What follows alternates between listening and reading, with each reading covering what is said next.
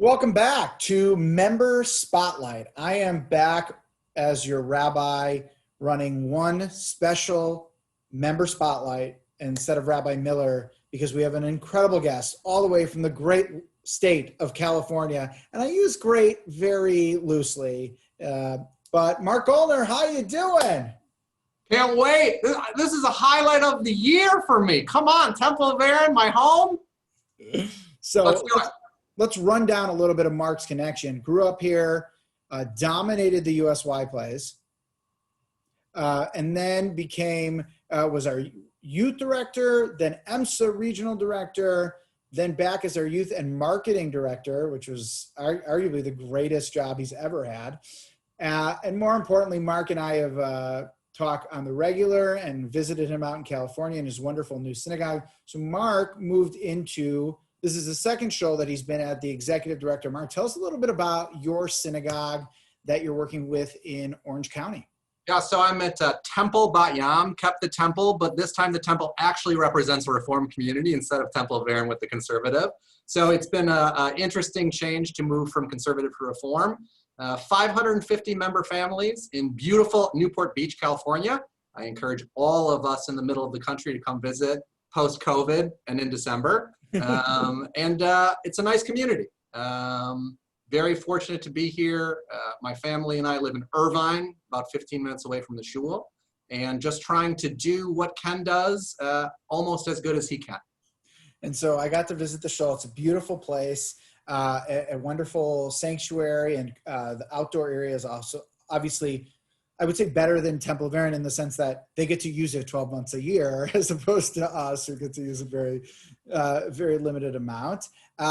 So Mark, you grew up here. What was your favorite event as a youth here? Obviously, and don't say your dad's class. So for those of you who know, Ernie Gulner's taught at the Temple of Aaron for many years. So, what was some of your favorite activities as a kid at Temple of Aaron? Hands down, the play was one of my best and most favorite experiences. The first time I ever tried out, we had a director that point blank told me, you can sing well, but you can't dance. So we're going to give you polio, put you in a wheelchair, and make you FDR for Annie. And that was really the start of my Temple of Aaron play career. Best program, Knock Knock for Cans. Halloween time, we'd walk around the Highland Park neighborhood, knock on people's doors, ask for cans and hope for candy. And that was one of the best programs. And then, of course, CMT, the beautiful Herzl camp. Always had a great time when we did that. And nice to get away from the city for a short period of time. So it's interesting. Let's talk about this. So one of the things that really dawned on me the other day is that now that we sort of planned for the holidays, which I know you're doing as well, and virtual and all that kind of stuff. The next thing I was thinking about was Halloween and Knock Knock for Cans, which is the program we still do. And what will happen? Will parents be willing to send their kids to pick up foreign candy, even though we could probably do it safer? You don't open your door and that kind of stuff. Will that happen? So I've been thinking a lot about what are the next things. Sukkot is sort of going to be I think very covered by the holidays and just the amount. We'll do some things, but it's not going to be the same. And I don't think any rabbi or synagogue that I know is really focused on Sukkot right now. It'd be cool and interesting. I like the program we have planned. What are some of the things you guys are doing for the holidays or just in general over summer to keep people connected to the community? Yeah, so like you guys, we're struggling with the same set of obstacles that prevent us from meeting in person. Even though you said accurately, we have significant outdoor space, certainly not significant enough for us to hold high holidays. So we are, as I'm sure you are, thinking of how to have impactful and meaningful in-person opportunities through the duration of the holidays. And really the two areas that we picked up on are Tashlich and Sukkot. Because you can celebrate those, you can perform the mitzvah and celebrate the holiday completely outside. And with some level of social distance, Tashlich in particular. So we'll be doing Tashlich over the full duration of the holidays in different places. We'll do it at the ocean, we'll do it at some lakes, we'll do it at some private community lakes, etc. And that'll be our in-person opportunity for the high holidays. And then, although we talked about Knock Knock for Cans, this won't surprise anyone who watches this. If anyone besides my mom watches this, hi Martha. Taking things that worked well in other places and then reproducing them has been a skill that I have honed over years. And the sukkah hop is absolutely one of those things that, again, we can do social distance with a little bit of creativity, get the kids outside, get the adults outside, and see some different places and spaces and different sukkahs. Now, the sukkahs out here are generally just the parabola that people have over their home with some sheets on the side. So most people can perform the mitzvah of creating the sukkah, and those are the two in-person things that we're going to try to do over the holiday season. Yeah, you talk about the Sukkah Hut, Mark. It was one of our first program that you and I did together. Yep. Where we, there were some get-togethers when I first arrived, and we did, we did a Havdalah program at Cantor Feinblum's house. But the first program we did, and we got like 30 people, young professionals. But who? Cantor Josh. Josh, yeah. Okay, good. Just want to make sure we're talking about this. When I left, it was Josh. I try to keep up, but I'll catch up. Some say the Cantor is really Jonah, but it's in negotiation. So and then we did the sukkah. We got all these people to put this sukkah together, and we really had 30 people walking around. We ended at Tiffany's, and we had a special drink there, and it was super fun. And there's a great picture of us. I think it's in something where we're all like sitting there smiling. I still have it, and that was the beginning of Taxi, which really was the beginning of our reignition of our young families. What are some of the programs that you guys do for young families? I imagine in Irvine, there's not a lot of young professionals, but young families. So what are some of your best programs? Yeah, so we have a very strong preschool here. We've got about 120 students ages 2 through 5 in that program. And then our Sunday school is called JCal, and we have programming through there.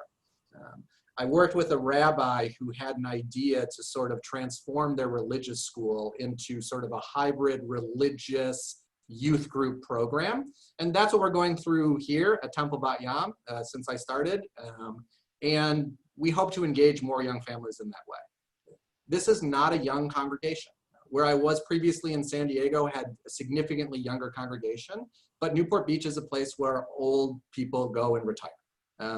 And so to harp on some of the really great young person programming, you're not going to get that from me. We're trying to develop it like I think all schools across the country are. And you do that by basically listening to what they have to say and then applying what they have to say to your actual daily schedule. The advantage we have here, again, at a Reform shul, is if someone wants to have an event at 12 o'clock on a Saturday afternoon, no problem. Who's driving? Who's Ubering? Whatever it is. So a couple of different things that present opportunity for us, but we're always looking to get younger, but know that most of our population, frankly, comes from when they retire from the East Coast, they join our shul. And is there anything really uniquely special or unique about the Irvine, Orange County community Jewishly, not just your synagogue, but sort of the ecosystem you guys operate in? Are there other synagogues? Is there JCRC, Federation, do anything cool? I think the biggest difference really is where people are from, right? When I grew up in St. Paul, if you found someone who was from Chicago, that was the outlier, right? No one really came from somewhere else. In this community and in San Diego, where I was previously, very few people come from here. So the idea that you have this built-in friendship group doesn't really exist, which again is a big advantage for us. When people move into the community, one, we're able to facilitate them meeting other people, but more importantly, the other people who they're meeting have an expectation that newcomers will be coming. It's one of the things that I think the West Coast, at least from my experience, is able to do a little bit differently than the Midwest because there isn't that generational pattern of intimacy. And so that's been really rewarding, not only for my family as we sort of move from place to place, but as we welcome new members to the congregation, to be able to set them up with other people successfully has been really great. It's the old Chavurah model that we don't call Chavurah anymore because no one out here knows what it means. Well, Mark, thank you so much for your time. I'm sure we'll talk later this week, not on screen. And we miss you here. We love you. You've stolen Martha and Ernie from us also, which isn't so great for the Temple of Aaron. But please send them our loves and Amy and the kids. And good luck to you this holiday season. Thanks. Love Temple of Aaron. Everyone be good. See ya. Okay, and really quickly, I will say this. This is important to know. Mark is still a member. The second he moved, he started paying. He stopped working with the synagogue, started paying dues, which is really unique that we have members, and we do have members all around the country, and this is an example of that. So thank you, Mark, and the family for supporting the synagogue too. Yeah. may her memory be for blessing. If Wendy Goodman ever heard that I wasn't a member at Temple of Aaron, I'd hear about it. Fair enough. All right. See you guys.